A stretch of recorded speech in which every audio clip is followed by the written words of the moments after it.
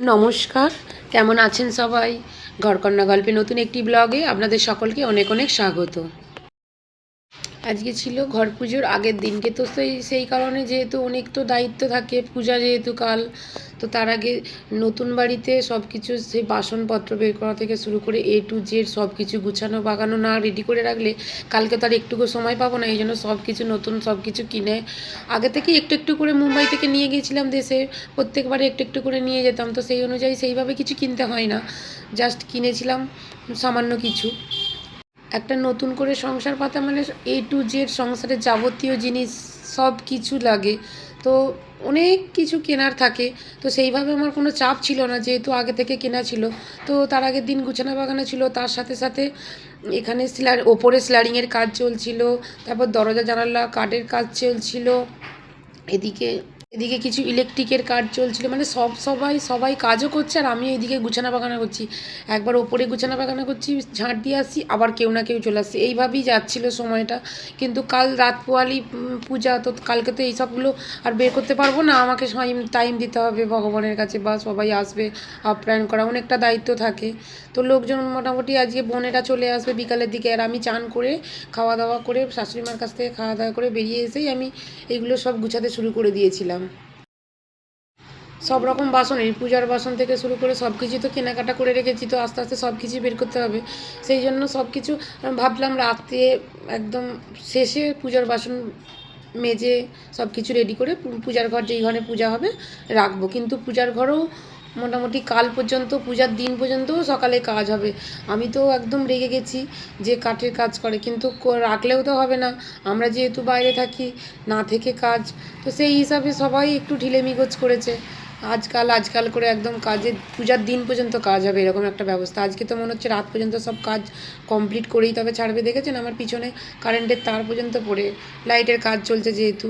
আর এখানে ঠাকুরের থালা বাসনের জন্য আমি বের করে নিচ্ছিলাম, যেহেতু অনেকগুলোই আমার কাঁসারের না পেতলের গামলা দরকার। তো ছেলের অন্নপ্রাশনে অনেক পেতলের গামলা পেয়েছিলাম, সেগুলোও বের করে নিয়েছিলাম। এই যে নতুন গ্যাসটা নিয়েছিলাম, যেহেতু আমার নতুন গ্যাসের কানেকশান ছিল না, এই জন্য একটা জাস্ট ওভেন কিনে নিয়েছিলাম। আর আমাদের ভেতর বাড়ি থেকে যেসব কলসি টলসিগুলো লাগবে বা যেগুলো দরকার আমি আনতে গেছিলাম, দেওরকে নিয়ে গিয়ে ঠাকুমার সাথে দেখা হয়েছে, কথা বলছিলাম। আর আমি বলি চলো একবার চলো কিছু কেমন আনতে হবে। এবার ওখান থেকে বয়া বইয়ের ব্যাপার ছিল, সেগুলো সকালবেলার দিকেই করে নিয়েছিলাম। আর এই দিকে পূজার সব কিছু কলসি টলসি সব লাগে, তো সেই জন্য সেই বাড়ি থেকে কলসিটা ভাবলাম আনবো না, বললো না লাগবে, এই জন্য আবার আনতে চলে গিয়েছিলাম। বাড়িটা যেহেতু একদম road touch, high road touch বাড়ি, সেই অনুযায়ী ভেতর বাড়িতে একটু হেঁটে আসতে হয়। এই জন্য একজন দেওরকে নিয়ে গেলাম যে চলো কিছু বইতে হবে। আর শাশুড়ি বারবার আসা যাওয়া করতে পারে না, পায়ের প্রবলেম, আর যেহেতু ওই বাড়িতে থাকে মাকে একটু যেতেও হবে, চাবি টাবির ব্যাপার আছে, খোলার ব্যাপার আছে, কোথায় আছে না আছে সেটাও তো আমি জানি না। এই জন্য শাশুড়ি ছিল, আমি সেই টাইমে আনতে চলে গেছিলাম একবার। আর এই যে দেখুন বাড়ির পরিবেশটা একদম, এই যে রোডটা একদম হাই রোড টাচ বাড়ি, এখনও কাজ কমপ্লিট হয়নি পুরোপুরি, রাস্তাটাও হয়নি সেইভাবে, ঢালাই টালাইয়ের ব্যাপার আছে। ছেলেও বায়না করছে যাবে, চলো। আর রোডের ধারে বাড়ি যেহেতু খুব সাবধানে থাকতে হয়, খুব ভয় লাগে। কিন্তু একদম যে বাড়ি পাশাপাশি নেই তাও নয়, আশেপাশে বাড়ি আছে এদিক ওদিকে, রাস্তার এদিকে ওইদিকে করে। আর আমরা তো ধরুন এই জাস্ট কালকে পূজা হবে, সেই জন্য তৈরি আমরাও একটা প্রতিবেশীর মধ্যে পড়ে গেলাম ওখানে। এই যে বাড়ির কাছে চলেই এসেছি।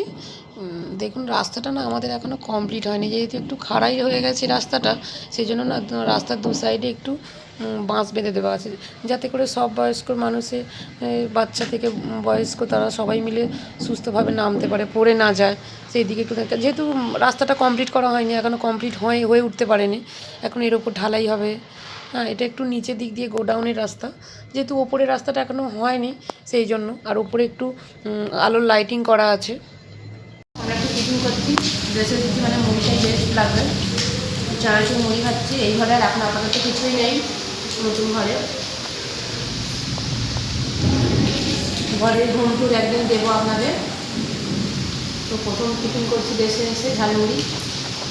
ওপরে এসেছি, দেখছি দাদারা সব লাইটিংগুলো ঠিকঠাক জ্বলছে কিনা একদম ঠিক লাগাতে এসেছে, আর চেকিং করে দেখেও নিচ্ছে যে কোথাও কিছু অসুবিধা আছে নাকি। কারণ এই যে নিচে রডগুলো আছে এগুলো এখনও বেশি মাল তোলা আছে রাস্তা হওয়ার জন্য, রাস্তাটা যে হয়নি।